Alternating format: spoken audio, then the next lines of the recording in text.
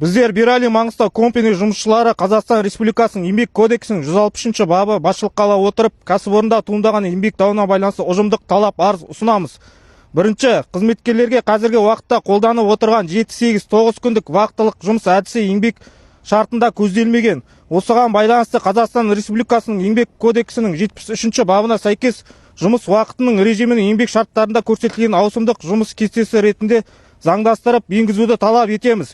Екінші, бір ұйым шеңберінде бірдей еңбек жағдайында және бірдей лауазымда жұмыс атқаратын қызметкерлерге еңбекақыны тең қағидатта төлеу қамтамасыз етілуі тиіс. Осы негізде барлық қызметкерлерге 13-ші айлық жалақыны төлеуді талап етеміз.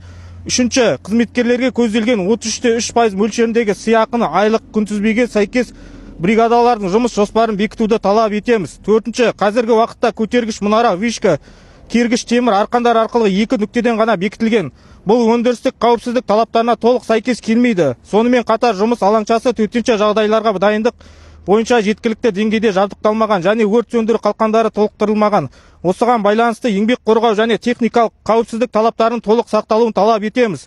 Бесінші, денсаулық сақтау және әлеуметтік даму министрлігінің нөмірі 943 бұйрығына сәйкес жұмыс беруші қызметкерлерді өз қаражаты есебінен арнайы киіммен, аяқ киіммен және жеке қорғаныш құралдарымен толық әрі уақытылы қамтамасыз етуін талап етеміз.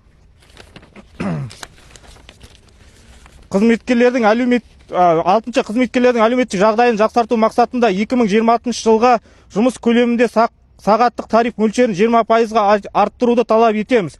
Жетінші, қызметкерлердің міндетті зейнетақы жарналарын уақытылы және толық аударылуын талап етеміз. Сегізінші, 2023-2024 жылдар аралығында қызметкерлерге берілмеген әлеуметтік пакеттерді қайтадан есептеп, толық көлемде өтеуді 2026 жылға арналған әлеуметтік пакеттерді еңбек ұжымының барлық мүшелеріне толық көлемде өтеуді талап етеміз. Тоғызыншы, зиянды қауіпті аймақта жұмыс жасағаны үшін төленетін қосымша ақы толықтай төлем жүргізуіңізді талап етеміз. Талап етеміз.